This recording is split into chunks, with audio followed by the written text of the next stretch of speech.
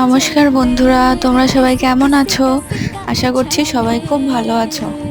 এই দেখো আজকে কে চা বানিয়ে খাওয়াচ্ছে। আমার ছোট মাসির মেয়ে ডিম্পি।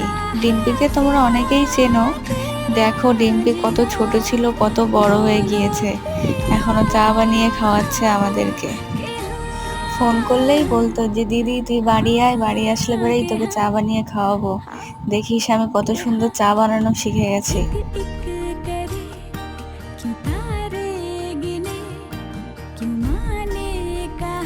দেখো বন্ধুরা কত সুন্দর চা বানিয়েছে। চাটা সত্যিই খুব ভালো বানিয়েছে। এর মধ্যে তেজপাতা দিয়েছে, গরম মশলা দিয়েছে, গোটা গরম মশলা, তারপরে আদা দিয়েছে।